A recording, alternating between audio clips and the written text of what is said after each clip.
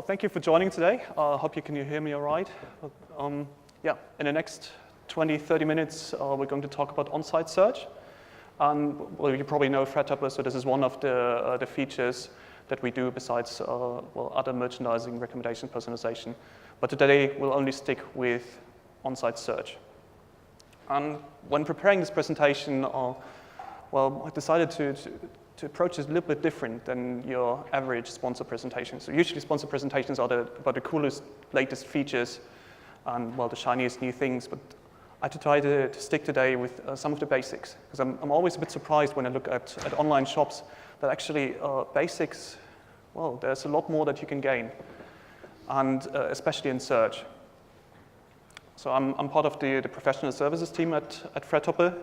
And as such, usually when large customers of ours come with search questions and try to run search optimizations, they would typically come to me, and well, search tends to be the largest question in any kind of optimization processes. I think the reason is quite easy, because, well, it's quite complex, to be honest. And, well, one of the reasons that it's so complex is that whenever people try to optimize something in search, they try to jump at the most complex piece, and that's the search algorithm itself. And, well, everyone likes a bit of a challenge, but this might not be the best way of actually improving your ROI in e-commerce. So what I try to do today is just take you through some of the steps that you can use that might actually be better than optimizing the general search algorithm itself. And I like to think that one of the reasons that why we don't do those kind of things is because whenever somebody thinks of on-site search, they always have this very simple model in mind. They always think that a user just goes to the website, magically types in a couple of words, and, well, the machine puts out some results. But in reality, it's not so much just the single action by a user. It's much more a conversation with the user. And this conversation with the user actually happens to be very similar to what we see when we go to a bricks and mortar store. And, well, in many cases, when you go to a bricks and mortar store, actually, you will be helped properly. Shop assistants, they will help you. So why does it work offline? Why doesn't it work online? What can we learn from that? And so today, I'd like to invite you to follow this conversation with shoppers and learn a bit from the offline world. And basically, we're going to start following this journey. So we're going to start at the very beginning, when your shopper thinks about whether they need assistance or not, and what kind of reasons that could have. We look at how your shopper actually approaches a sales assistant and asks questions, how they're being helped, how they're being led to the right aisle, to the right shelf, and how they then interact with the products there. And then we try to map that to online, and hopefully when you leave this room afterwards, hopefully there's a couple of things that you can implement right away. And yeah, you wouldn't probably need Fredhopper for that. Hopefully you can implement it with any kind of software, with any kind of platform. So hopefully when I do my Christmas shopping, it might be a bit easier. So let's start with the first point. Let's try to look at why shoppers use search in the first place. And, well, thinking back about the offline metaphor, when you walk into a store, really depends on the kind of store that you're in, whether you are going to ask an assistant or not. But think of, for example, a pharmacy. You would probably always ask the pharmacist directly and have them help you, because they're experts, they can point you to the right things right away. Well, if you go grocery shopping, then at least I usually don't ask for everything. So, well, hopefully I can find my way around it. And if I do have to ask for someone, then it's usually because the shop, well, it's a bit messy and I can't really find my way around. And same thing online. So in many cases, when people use the on-site search, it's because, well, they don't really want to, but they have to. They're being forced by poor navigation. And when you look at the search behavior, when you look at the reports in your web analytics system, you will typically see this behavior pretty much right away. When you just have a look at where people start searching from, you will notice that approximately maybe half of all the searches, they start from the home page. And yeah, very few only start from other pages. And that usually indicates that you have some kind of an issue with the main navigation. And if you drill a bit deeper into the numbers, you might also notice that for some terms, and we've done this kind of analysis recently for large department store, for some terms like, say, Adidas, you notice that not only 50% of searches start from the home page, but all of a sudden it's more than 80%. And when you see something like that in your analytics reports, you know pretty much immediately that a customer was trying to find it in navigation, but they couldn't. So actually, this is an example of where the best way is not to solve the search issues, if there are any, but actually you should solve an entirely different thing. You should make it easier for users to find it in the first place. So obvious solution there is, well, just put the Adidas link into the main navigation. And for this customer where we did this recently, yeah, it turned out, of course, it wasn't there. And the only way to actually reach Adidas via the navigation was, well, through, I think, 3 different pages where you had to go through a long list of all different brands. And so just impossible to find. So put it into main navigation, or well, if there's no space there, try to think of some alternative navigation technique, maybe in the homepage a little widget with different brands, those kind of things. But this kind of approach helps you make search better, because you remove the need for it in the first place. So in the end, we don't want to optimize search, we want to optimize finding, right? So of course, you can't do that for every single term. So there will always be some examples.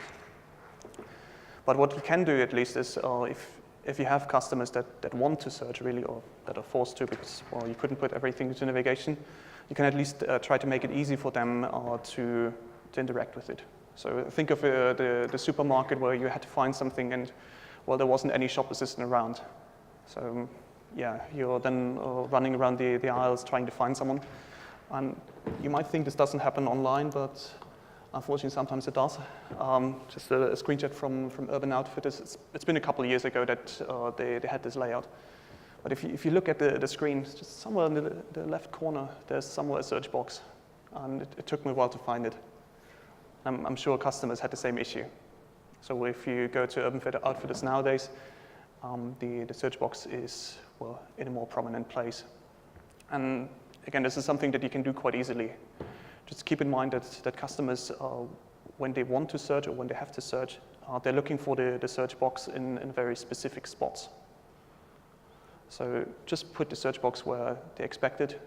Doesn't need to be super large if your business doesn't require it. So for example, if you are somebody like a fashion retailer and you have very nice landing pages, very nicely merchandised, and maybe not the broadest assortment, then it might be enough if you have a relatively small box, so you don't force users to use the search. But if you have a broad assortment and you want users to use the search functionality, then you might actually want to increase the size of the search box, make it more visible. Because when it comes to search boxes, definitely size matters. So we've run this little test here once where we tried to find a correlation between the size of a search box and how many users actually used it. And it was quite significant. So almost twice as many people used the search box because it was a bit bigger, was a bit easier to find. So again, here, try to align it with your business. So if you have a broad assortment, if your navigation is quite difficult to use, make the search box a bit bigger. You see this on Amazon, for example, quite easily. Well, broad assortment, navigation is difficult to use, but search is easy. Now, hopefully, we've now managed to get our customer to a shop assistant, or to our search box in this case. And now the next challenge for the user is they actually have to express what they want. And this now sounds a lot easier than it really is in reality, because we can ask psychologists, for example, they will tell you it's actually quite difficult to express what you have in your mind in words. I'm sure I'm not the only one when I go to, for example, a DIY shop. in person, and I have to ask one of the assistants there, and I know exactly what kind of drill, what kind of nail I need, but how would I explain it? So exactly this happens quite often online too. And you might actually be surprised how common it is. So this is now data for fashion retailer, actually for a department store. And customers find it really difficult to really specify what they're looking for. So what we see is that more than half of all the searches, on at least one for this department store, was super generic. So just a brand name or just the name of a category, nothing else. Another third was a combination of the two, so maybe Adidas shorts. So that leaves only this meager 13% in the end for really expressive searches. But I'm sure customers, they typically know what they want. So here we really see that it's actually quite difficult for them to express what they need. And then, well, it's probably not surprising for you now, the solution there is, of course, if you have one of those type ahead suggestions in search, that helps with this. And, well, luckily by now, pretty much everyone uses it. But I still hear the misconception quite often that those search suggestions are just a simple way of helping the user type less. And, well, that's a nice side effect. But the really good thing for the search and for your shop is that it helps take away some of the ambiguity that you otherwise would have if you had only those very simple searches. So just by showing a couple of those suggestions, you essentially channel the user towards better quality and less ambiguous searches. And, well, just maybe as a little idea for your shops, if you have a broad assortment, then it might make sense to even force them further to specify what they want. An easy way to do that is, for example, in the interface, if you have those little arrows in the suggestions, so when you click one of those, the search will not be executed right away, but the term will go into the box, and you then see more suggestions, and you can refine further. So it's just a super easy way, but it helps users. And when we look at actually what it really means for the shop, it's quite surprising how strong this effect is. What we've done once when we had a customer implement this anew was basically we just looked at, well, what does this little suggestion box really do for the end user? And it was really surprising that we managed to change the ratio of poor searches, so searches where the engine wasn't certain what the results should be. We managed to reduce that by 25%. That's without touching the search algorithm at all, just by providing the suggestions, and then essentially helping the user express better what they were looking for. And so this kind of decrease in poor quality searches, if you want to try that and get it with improvements in the algorithm, it will probably set you back quite a bit of money and quite a large optimization project. So this is a really easy way. So maybe have another look at your suggestions and see if you can help the user make further refinements doing that. Now basically this was the offline equivalent of just having the shop assistant double check with the user if well, what they really meant. So when the user was saying, say Adidas, well, what kind of products you're looking for? Are you looking for men's, women's products? Those kind of things. And offline, also a good shop assistant, they would also ask different kinds of clarification questions. So for example, if they can't understand you, then they would double check if what you said was really that. Well, no one in the offline world would just, for example, if you search for say Nutella, and no shop assistant would just start running away, running to the entirely random section of the shop, maybe with nuts, point there, and pretend this is Nutella now. They will tell you, oh yeah, we don't have this kind of product, but maybe you're interested.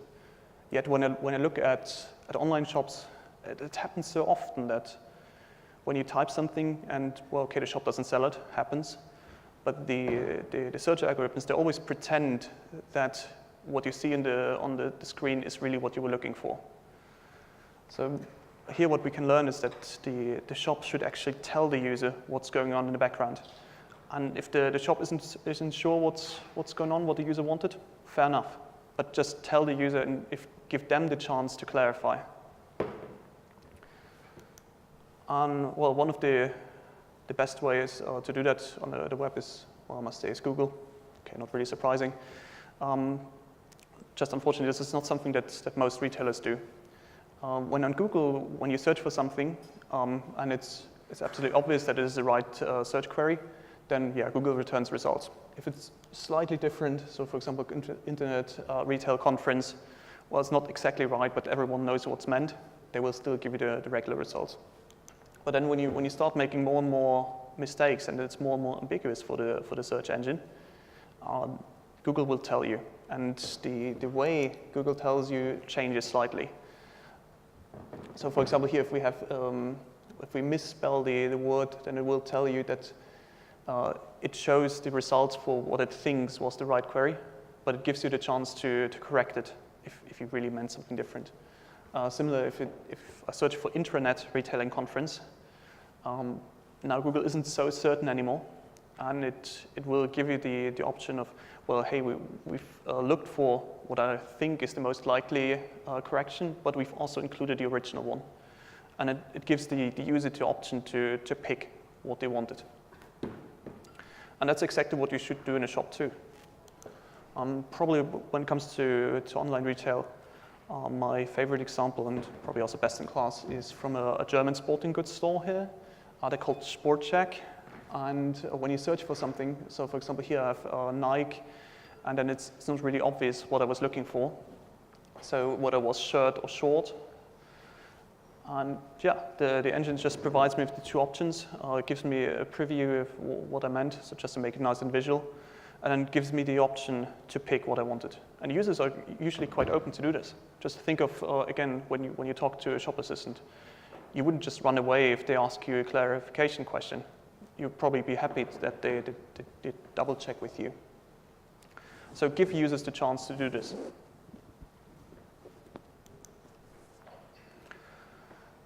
Now we've had the user essentially giving you the option to clarify, and well, now we still look at usually quite a large result set. So for example, in the offline world, if you search for Nike shoes or something like that, there's still probably hundreds of products, and well, the shop assistant will take you to the right section, to the right shelf, and well, in the offline world at least, the assistant would be there to help you. And you probably know what I'm aiming at now. Of course, there are facets, the faceted navigation, that are supposed to do the same thing online. And well, yeah, I probably don't need to tell you much about just regular faceted navigation. It's so common by now. But it not always has the impact that you want it to have. So often the faceted navigation has the downside that, well, it's nicely hidden on the left side and there's actually quite a lot of options. So again, for user, it might not be the easiest way to pick the right thing. But what you could do is you can show them different options for how to pick it. Again, there's not rocket science here, but by just showing pictures and just making it a lot more obvious that do user, well, what you mean. You help them again clarify what they were looking for, and you help yourself with that because it just improves the quality of the results. So if you have your CMS system or a merchandising system that allows you to create banners with multiple links, just create a couple of those for your top searches and basically ask the user to tell you what they want. Here in this example, I quite like that because it essentially combines different of those filters quite nicely. So if you're a brand-driven shop, then probably you want to include the main brands for this type of search, for this kind of product. You definitely want to include the categories too. So for example, here we have shoes, regular shoes and boots. And well, if it makes sense for your shop, then also include the purpose of the product. So here, for example, we have casual and formal shoes, but this could also be, say, in the dresses section, you could ask the user, well, did you mean something for a cocktail party, or is it more for work? So those kind of things, they're usually quite easy to set up, and they really make it easier for the user to explain what they want. Again, this is a way of reducing ambiguity for the search engine. There's a couple of different ways as well. So I quite like this one here from Kurt Geiger. Essentially the same idea. So give the user a visual clue that they should select a filter. And in this case, it's, well, if you search for something as generic as boots, well, what kind of boots are you looking for? Are you looking for men's boots, women's boots, or something for children? And, well, by forcing the user to actually select this, it helps them a lot because it kicks out all the products that they can't buy anyway. Different examples there, for example, if you're in a sales season, you might want to do the same thing with sizes. So if during a sale you frequently run out of common sizes, then just have a large banner basically with different links to available sizes on the top, and basically ask the user to immediately drill down by size. Because if it's not their size, they can't buy it anyway. So why bother for them to browse all those nice products just to get disappointed that the thing they liked most is actually not available? You can even combine this further. So, well, logically now I should mention also that you can personalize that. But a word of caution, even if you have a really smart personalization algorithm that can tell you whether a shopper is male or female or what style they like, you should always be careful to not force this on the user. So if you know that, well, in this case, for example, that a shopper is male, then yeah, you might want to push male products, but you probably don't want to filter by them. And in any case, you definitely want to tell the user that here we think you're interested in this kind of product.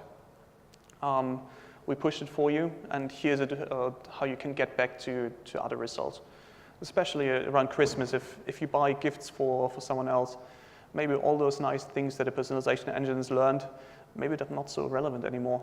And if you force it on the user, they only get disappointed.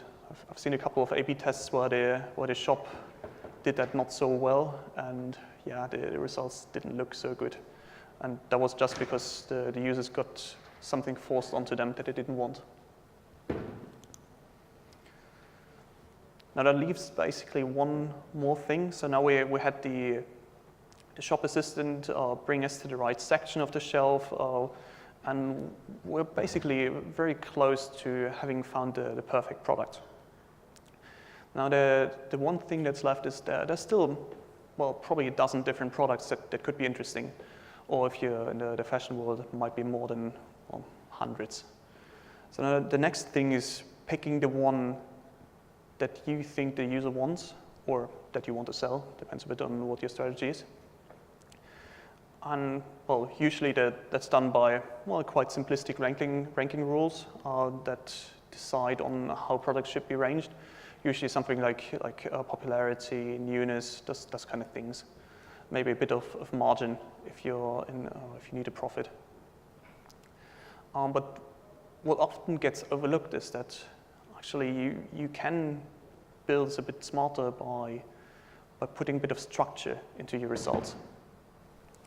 And when you look at the offline stores again, you often have a lot of money going into how to best structure products. So, for example, in department stores, well, you basically have those nice windows which give a lot of attention to very few items. Or in supermarkets, the end caps that, well, they're not just there by accident, but they're there because products should get attention. And we have the same thing online, maybe even more so. So when we look at a typical click distribution, this is just how people clicked on the different positions in a long lister page of, well, a couple hundred dresses here. What we see, of course, there's first a very steep decline in the first few spots. It's not really surprising, is it? Just things that customers see immediately. And, well, they get a lot of attention just because they're there. Then at some point, the user starts scrolling and goes through the list quicker and quicker. And well, if you have a list of a couple hundred products and they scroll through it, a product that's somewhere in the middle will basically get just a split second to draw the user's attention. Then what I quite find interesting, well, it doesn't really add any value to a business, but I find it really interesting from a psychological point of view, is when you get to the end of the list, and what you see here, the blue circles, that's where you have a transition from one page to another. And you always see there's a little peak just before the end of the page. And again, this is basically the proof that the attention works. Because when people start scrolling, they get to the end of the list, and the last few products, well, they're there for a bit longer, just because you can't scroll further. So they're there for a few more split seconds, and just because of this tiny little thing, they get more attention. So essentially what we learn from this is that if you want to sell your product, give it more attention. Okay, marketing 101, right? But there might be quite a smart way of doing that online. I really like the way Netflix does it. Netflix has a lot of different films, but they're all grouped into things that you might like or dislike. And for example, if you're not into zombie films at all, maybe not today, maybe not at all, well, you know this entire row is all about zombie films, and if you don't like it, just skip it, go to the next one, look at sci-fi. And you can do the same thing in an online shop. So probably the best in class here is ASOS when it comes to visual merchandising. Just by grouping products, you can focus attention better. So for example, if you're looking for blazer here, and well, you're looking for menswear, and well, okay, we didn't force you to select what gender you want, but this could also work for styles and color schemes and so on. But if you don't like one of those styles, then just skip the entire row. So that for the user, that's then a lot less work. So basically it means that if you're in a supermarket, again, you don't have to go through the entire shelf to find your products, but you only need to look at a certain section, which is a lot easier for the user. And yeah, this is something you could consider. You can also combine it quite nicely with, well, if you're again in the fashion world, you might be able to set trends with this. So for example, ASOS is in the nice situation that they can actually set trends. And this is one of the ways how you can do that. And hopefully doing this, you get the user to pick the right products quite nicely and quite quickly. So wrapping up, when we look at this entire journey, this entire conversation with the user, then, well, the most important thing is that it is conversation. It's not just a single action, but it's the entire process. And that's why if you want to optimize it, well, it's all nice and good if you optimize the search algorithm, but it's just as valuable if you look at all the different pieces and how they act together. And if you do optimize it, then make sure that you try to reduce ambiguity in searches as much as possible. So ambiguity is, well, it seems nice for the search engine because it's, well, if you have a search like Adidas, it's super easy to find results, but they're just results. They don't really help the user. It's a lot more useful if we already know what kind of Adidas products the user's interested. So makes it technically a bit more difficult for the search engine, but makes it better for the user. And lastly, always keep your user informed. Always tell them what's going on. Make sure that if you don't have the product, you're just open about it. And you're open about that when you show alternatives, that they're just alternatives, but they're not the real results for what they were looking for. Yeah, with that, let's end here. And I think we have a few more minutes for questions if you have any. Thank you very much for that one.